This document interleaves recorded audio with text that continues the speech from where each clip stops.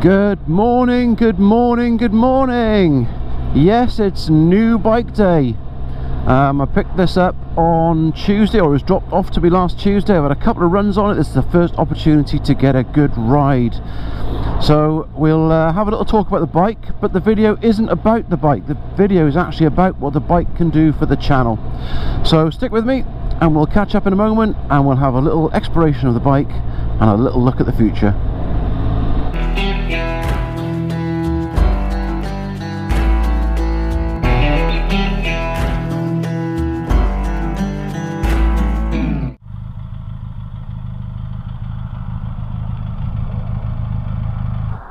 So here it is.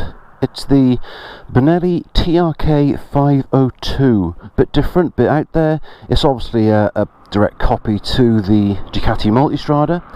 I'm not saying it's a competitor to the Ducati Multistrada.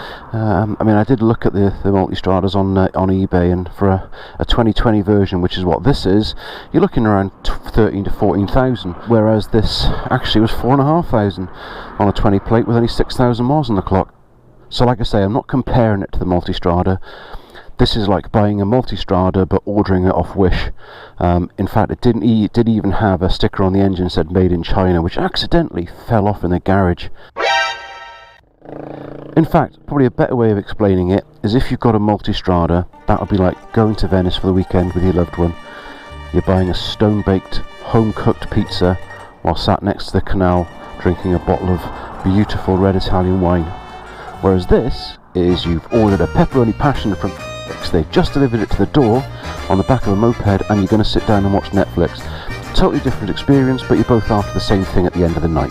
So I like the bike, I love the bike. I was a bit unsure about it because some of the reviews are a bit wishy-washy. They say it's heavy. Yes, it is, especially if you're not used to the weight being up top. However, most of the reviews do say it is a good bike, and I agree with that. It is a fantastic bike. This one, wonderfully, looks like it's been driven through a motorcycle accessory store, and everything under £100 is stuck to it, which is exactly what I would do. So things like the screen, the headlamp guard, the radiator grille, splash plate, lights, luggage rack, you know, anything that could be bought for it has been bought for it. The guy is even, or the person who owned it previously is even, upgraded it with the centre stand, which this one, the version that is non-X version, doesn't come with a centre stand. The X version, by the way, is an off-road version which has the higher level exhaust, centre stand as standard, the slightly bigger forks because it's slightly higher, and pretty much that's the difference, I believe. But I really like it. I mean, really like it, and this really gives us a few more opportunities. So we're going to jump on now, we'll carry on riding, and I'll explain why I bought this bike and what it's going to do for the channel. So let's talk about riding the bike and what it's like very quickly. It's an absolute dream. I mean, look, there were, like I say, some of the reviews were a bit wishy-washy, to say the least. It isn't a fast bike. Wasn't expecting it to be. It's 499cc. Yeah, 499 cc's. It is quite heavy up top, as I've already said, but that actually makes it more stable. I wasn't expecting or wanting a fast bike. I wanted something that I could do two-up touring and be comfortable doing it. That's exactly what I've got. So we've been out on the bike, we've been on the motorway. It's comfortable at 65 miles an hour, which is the sort of speed that I would do two-up touring. The handling, I've got to say, and bear with me on this, I don't know who makes the shock absorbers and the rear shock on these. The handling is incredible. I mean, absolutely incredible. It is so confidence inspiring, which I wasn't expecting. I was expecting it to be a bit weak, a bit wavy, a bit soft, a bit fluffy, whatever way you want to describe it. But it's not like that at all.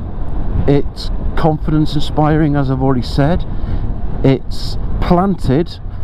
I genuinely feel more comfortable cornering on this bike, even with all the weight up top, than I have done on many of my previous bikes. It's probably as good as my Ducati Monster, and that's saying something, because that had some really good suspension on it. but it is a cheap bike, and you know, you can see where they've saved the money. The plastic trim's a little bit not rattly as such, but you can see that the fittings aren't as good as a premium bike, but you haven't paid premium prices. Just talking about the price, I mean, it was advertised at 4,500. I got a bit of haggling in there, done a bit of a deal on the VTR 1000, and managed to get this for £3,000 delivered. Now, if I ignore the money for the VTR, because the VTR was paid for and it, you know, it owed nothing, so it's kind of free money, it was just an asset. £3,000 I paid for this, a 20 plate 6,000 mile Italian adventure tourer, which is a dream to ride. I mean, that's brilliant. So I'm talking about the channel. I'm moving forward with regards to where the channel's going. I'm still in amazement and very appreciative of the people that watch my channel. I still don't know why you do. My life's not that interesting. I don't think I'm that interesting. I've got the most boring monotone voice ever. Maybe you use me to put you to sleep at night. I don't know. I mean, I'm happy for you to do that, obviously, but I want to improve on the content of the channel, as well as improving on lifestyle and improving on good quality time that I spend with my family, well, my wife. So we're hoping to use this to do more touring. Now, when I say hoping, we have already got Bruges in Belgium booked for the beginning of August, which I will be vlogging, obviously. Cows. Hello, mate. All right, how you doing? So we've got Bruges in Belgium, and we've recently, thanks to the incredible Saddlebag 73 and his tour of Ireland, which is still up on YouTube. I think it's only episode 4 at the moment, episode 3, episode 4 I watched this morning, 4 I believe, which is incredible. I mean, it's a brilliant vlogging series he's got going on at the moment, and I highly recommend you go and watch it if you haven't already. But he's just done a tour of Ireland along the Copper Coast and then around to the Wild Atlantic Way, and we were watching it and we said we've got to go there. So we've booked for the end of August to go over to Southern Ireland, travelling from Fishguard Ferry Port to Rosslare. We booked a couple of nights accommodation. It's not going to be a massive tour, but it will be an opportunity to go somewhere we've never been before and share that rugged beauty and emerald green scenery with you. So that's the plan for this bike, is actually to create more content of a more interesting nature, so that you guys can still hopefully enjoy the channel and continue to support me in the way that you have done so honourably for the last 3.5 years. Burrington Combe, Cheddar Gorge, there you'll go, or Western Supermare Seafront.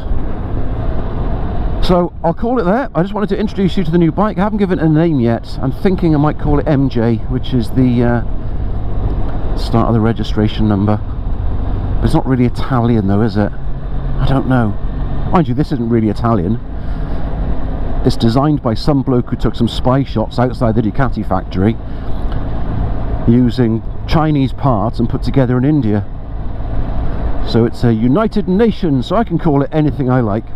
Anyway, that'll do for now. Thank you very much for watching. I look forward to bringing you more content, because I look forward to riding this bike more, because I'm not under the discomfort on my wrists and hands that I was with the VTR, although I already missed the VTR. I'll leave you be, and I will definitely and hopefully and most probably catch up with you on the flip side.